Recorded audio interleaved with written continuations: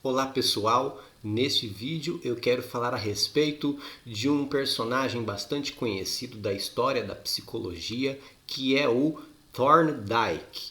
Quem já estudou ou está estudando psicologia deve ter ouvido falar desse cara. E ele está envolvido numa polêmica bastante grande agora, né? Não, ele não é mais vivo não, faleceu já há muito tempo. A polêmica envolvendo o nome dele é a seguinte: sabe toda essa onda de protestos nos Estados Unidos, desde o assassinato brutal de um homem negro chamado George Floyd?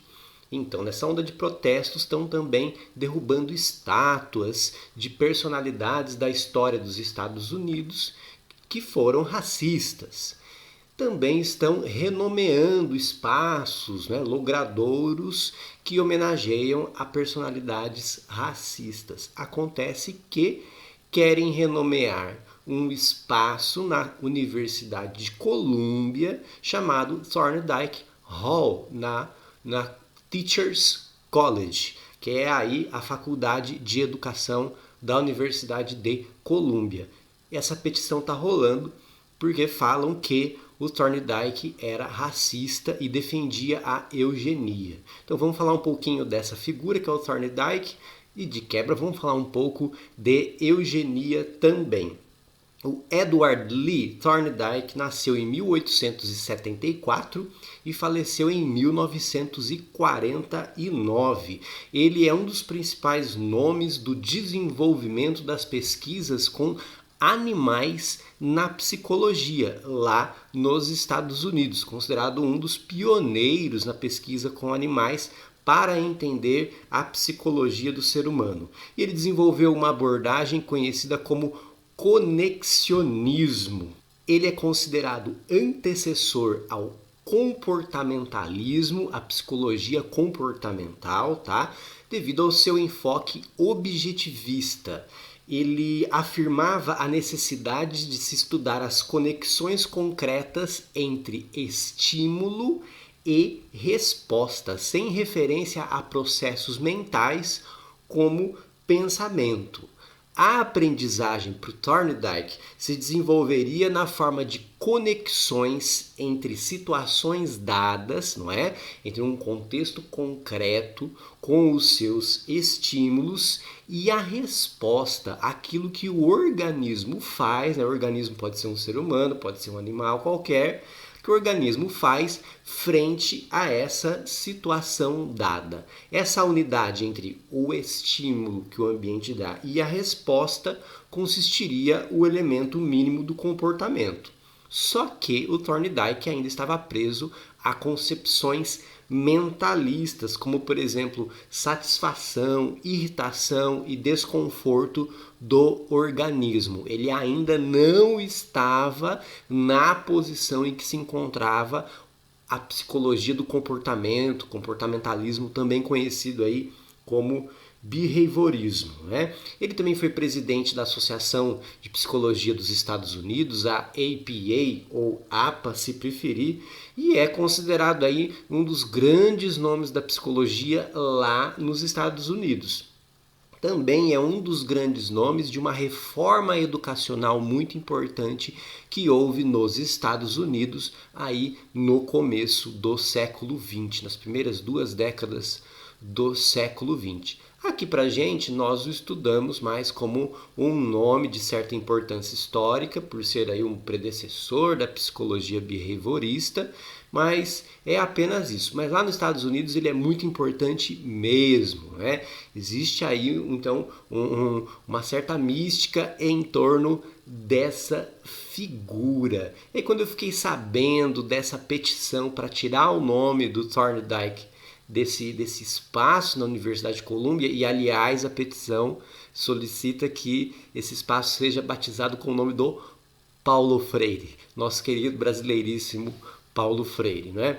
E aí então eu fui atrás de ler mais a respeito do envolvimento do Thorndike com a eugenia. Primeira constatação, né? Aquele livro História da Psicologia do Schultz and Schultz, conhecidíssimo, utilizado em tudo quanto é curso de graduação em psicologia, não fala nada do fato do Thorndike defender a eugenia. Mas sim, ele defendia a eugenia, ele foi um dos principais nomes a defender a eugenia. Né? A criação da eugenia não é obra dele, é atribuída ao Francis Galton, é um outro cara, primo do Charles Darwin, por sinal, ainda no século XIX. Ele defendia que o êxito social dos indivíduos se devia à predisposição genética, não com essa palavra genética ainda, tá? Ele colocava então o mérito de cada indivíduo, ou seja, a meritocracia, como dependente do que ficou conhecido como darwinismo social. Os menos naturalmente aptos não conseguiriam posições de relevância social e assim por isso que eles aí não avançavam econômica e socialmente, e a reprodução desses chamados menos aptos deveria ser limitada ou até mesmo impedida. Exatamente, a gente está falando então do controle da reprodução de pessoas consideradas menos aptas devido a questões hereditárias. Vamos continuar aqui, ó. A miscigenação, a chamada mistura de raças dos seres humanos, era particularmente vista como responsável pela decadência de uma raça. Misturar raças era visto como algo que ia degenerá-las, degenerar essas raças, né? A mistura de raças exaltaria o que há de ruim em cada uma delas. Problemas sociais enfrentados nos Estados Unidos e na América do Sul, os defensores da eugenia diziam, seriam resultantes dessa miscigenação, que produziria então raças impuras, caracterizadas por vários supostos defeitos, como a preguiça, a chamada indolência, uma sensualidade e assim por diante. Nossa, mas que papo moralista! Evidentemente que a eugenia tinha muito mais um viés preconceituoso e moralista do que propriamente científico. Porém, a eugenia era considerada científica, tá? Agora vamos para o próprio Thorndike falando da eugenia em 1913 e 1914. Ele define a eugenia como a melhoria da humanidade através da reprodução, mas a reprodução controlada, da mesma forma que se faz com raça de cachorro e de gato. Né, que o aprimoramento de uma raça foi através de cruzamentos de indivíduos selecionados daquela raça. Né? Então a ideia da eugenia era fazer isso com nós, seres humanos. É esquisita essa conversa? Pois é, mas já foi seriamente considerada essa ideia. Tá? Nas palavras do próprio Thorndike, a eugenia é a melhoria da humanidade através da reprodução. Como assim? Através de se permitir o cruzamento de indivíduos com características desejáveis, assim como foi feito para a criação de certas raças de cães, de gatos e de cavalos. Exatamente, não é? O Thorndike é bastante conhecido pela influência que ele teve na disseminação da eugenia nos Estados Unidos, não é? E também para delineamento de políticas baseadas na eugenia. Thorndike afirmava que as diferenças entre indivíduos da mesma idade, sexo e ambiente se devem a questões inatas. Cada pessoa já nasceria predisposta a alcançar determinado grau de desenvolvimento no que diz respeito, por exemplo, à inteligência, às habilidades, fazer coisas e à sua moral, sim, ao seu comportamento, aos seus valores. Isso estaria relacionado a quê? Características familiares e raciais. Ele fala isso com todas as letras, tá? Então defende a reprodução seletiva, de maneira que os indivíduos mais aptos, os melhores indivíduos de uma espécie possam se reproduzir, enquanto os indivíduos menos aptos, aqueles exemplares da espécie humana que não teriam as características esperadas, eles fossem impedidos de se reproduzir. A eugenia foi adotada como política de Estado em parte do mundo ocidental, incluindo no Brasil aí em alguns aspectos. Nos Estados Unidos, nas décadas de 1910 e 1920, traduziu-se em leis de esterilização forçada, leis anti-imigração e leis anti-miscigenação. Ou seja, em bom português, leis racistas, que diziam que certos povos de certos países não poderiam migrar para os Estados Unidos, que casamentos interraciais não poderiam acontecer. Além disso, com importante participação do Thorndike, houve grande influência da eugenia nessa reforma educacional que houve nos Estados Unidos, estabelecendo o quê? Uma testagem em massa dos alunos que ingressavam nas escolas.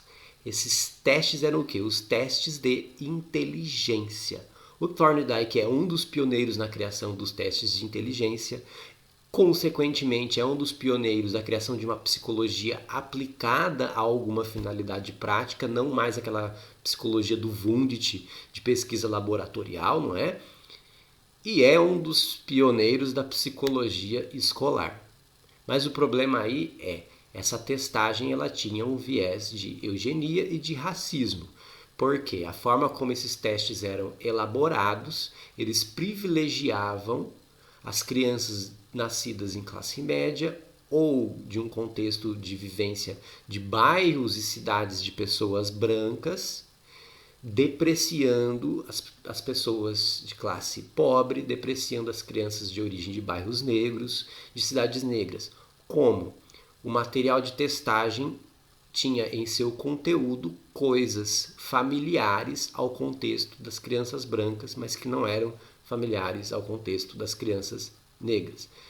O exemplo mais famoso é da prancha. O que é uma prancha? É uma figura que a criança tem que ver e identificar o que é. Uma prancha que tem uma mulher jogando tênis, esporte elitista, é elitista até hoje, naquela época, então nem se diga. Então as crianças pobres não sabiam o que era aquilo, não reconheciam que era uma mulher jogando tênis, falavam, não sei, uma mulher segurando a frigideira, alguma coisa assim. Estava fora do contexto delas. E aí, então, isso diminuía o score delas, a nota delas, né? Diminuía aquele resultado numérico que a gente chama de quociente de inteligência, o QI. E isso, então, eles interpretavam como uma comprovação de que as crianças negras eram menos inteligentes, que a raça negra era menos inteligente que a raça branca. O racismo já foi considerado científico, infelizmente. A gente tem que falar dessas coisas para a gente aprender a não repetir os erros do passado, não é?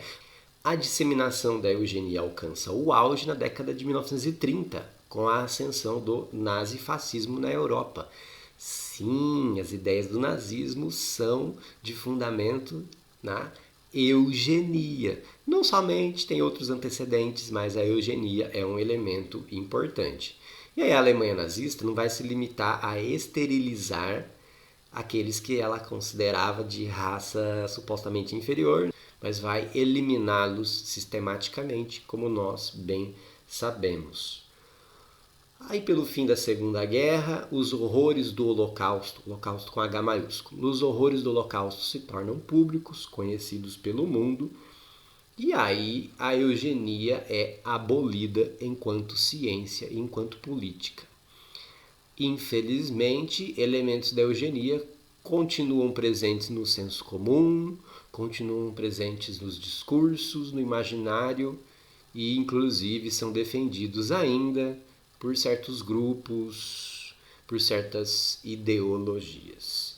Então, sim, o Thorndike, ele esteve envolvido sim com a eugenia. Era um defensor ferrenho da eugenia. Faleceu em 49, então ele chegou a ver os horrores da Segunda Guerra, mas essa mancha está na biografia dele, sim, está nas obras dele, sim, ele escreveu a respeito, sim, ele lecionou a respeito de eugenia, sim.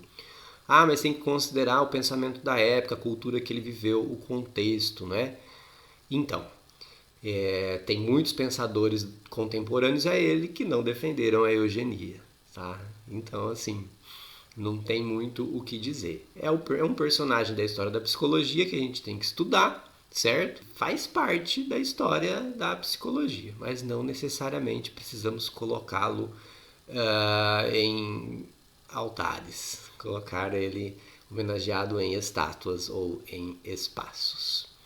Tá certo? Espero que tenham gostado. Compartilhem para outras pessoas terem acesso a bom conhecimento e curtam, que isso é importante para a continuidade do nosso canal. Valeu e até a próxima!